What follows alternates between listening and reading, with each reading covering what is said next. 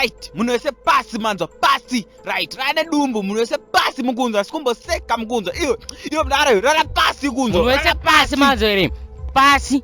shit man iwe manager ari kupi right muna rini charge panapa ndiani ende kuofisi yekupesira uko ndokwawaniwa mndara inonzi AK47 mndara unojiwa iwe mndara msandiuraya kani mndara msandiuraya iwe futi ndoidai mani ava one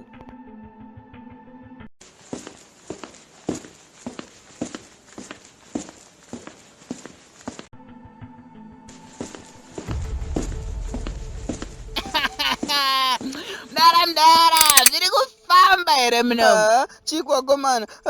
mukuda tii here iwe mndara iwe edgani point wakutaura zveti ita masirias maniwe mndara wemupostori chete nokuti mapostori mazhinji anongoda tii mndara kana uchida tii zvekutodaroka nhasi chaiche unoswera kutomwa tii nana blamuzi nana abrahama vakomana sori zvenyu ndanga ndatorohwa neconfusion ipapa iwe mndara iwe tondiplay mamind games nesu wanzwerewe iwe haisi choku kaiya ndakabata right mndara isusu tiri mageto isi tikudawo kamarezauts edu nhaye vanangu handi marizauts makapiwa here muzvikoro zvenyu ikoko verengai apa kuti munzwisise zvizere iwe mndara iwe isusu tisi tinotaura zvekuita right mndara say your last words vakomana musadaro kani makatodaro manje mhuri yangu inofane nzara kani right mndara tarisa zvamakaita paresult slip rangu tarisa uone right mndara makatoisa zvenyu w pamaresults angu w mndara titaurire kuti w kupasa here kana kuti toda kuziva vakomana zvinoreva kuti with held vakomana ndokuti chikoko saka makutoita zvima-experiment zvenyu pamaresults edu anditi vana vese vakachita maresults enyu akaitwa with held until further notice investigations dze iwe mtara iwe lazimi makakudza kuti takachita ndiani mune proof here mimi zvinooneka kani tinotozvibata chete mndara be specific wanzo iwe isu hatinauya panapa kuzotandara ukunzwa iye zvinooneka kani for example vana 50 vanodzidza musame class onyora same answer yakafanana manje isusu hatina kumbopusa kaizi tinotozvibata chete mndara 2 + 2 4 keda 2 + 2 4 aiwa ka vanangu zvinosiyana ka obviously ka kuti 4 ndi 4 hafa achinja ka exactly mndara answer i1 haichinje saka mimi mudavedza kuti mwana anyore answer isiri here iye achida kupasa mudavedza kuti kudikwe mimi maths maanswer haachinje but kune mamwe maquestions akaita sekuti define agriculture iwayo maanswer anenge akasiyana anenge atori different maanswer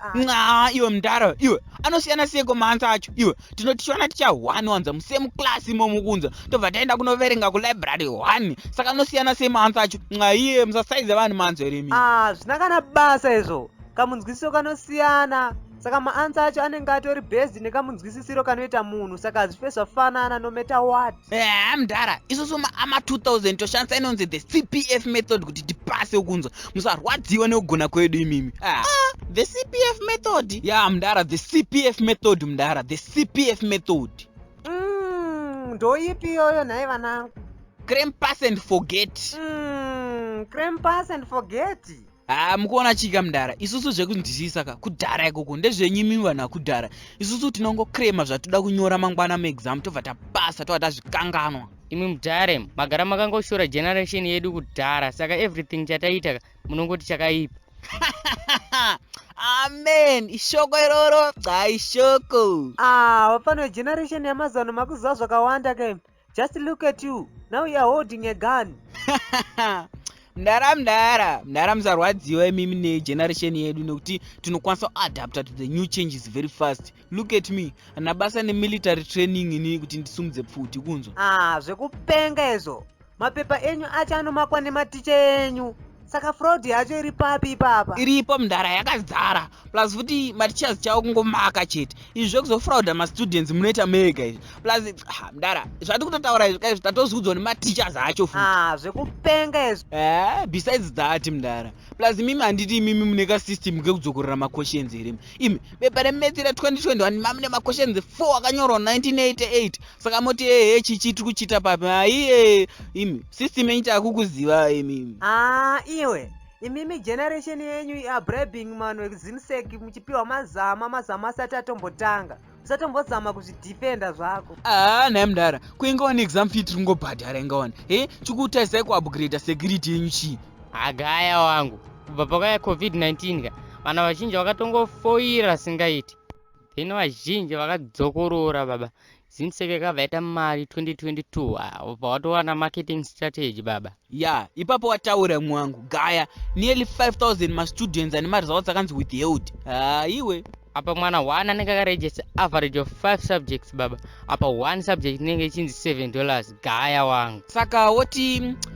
5 times 7 obva wana 35 then obva wati 35 times 5000 students obva wana $175 ndatenda zvangu mukuita mari vanhu zimseki mari ipi kona iboys ipapa abana mari apa zvagara kuti hard work always pays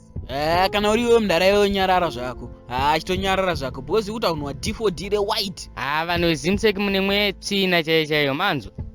mudara tambozama kukuonesai ka tichiti pamwe mungachinja moyo ka but mungoramba muchidhonza nharo saka isu zvedu isu tazvitadza takupira hedu nyaya iyi kuna Mr. AK47 avarapa mapaneni makufunga ndambozvitaura kuti vanhu zimseki vane mwetsvina manzo here inzo muno makuita kunwa machanzi wangu inangwa haisi mhosva yangu mudara ndamuudza kuti nyaya iyi takuipirawo na Mr. AK47 ukuona chiwanguka isu ngatitore mari dzavo dzedu tumaedit tozvisira ma-a tobva tabaya zvedu tapedza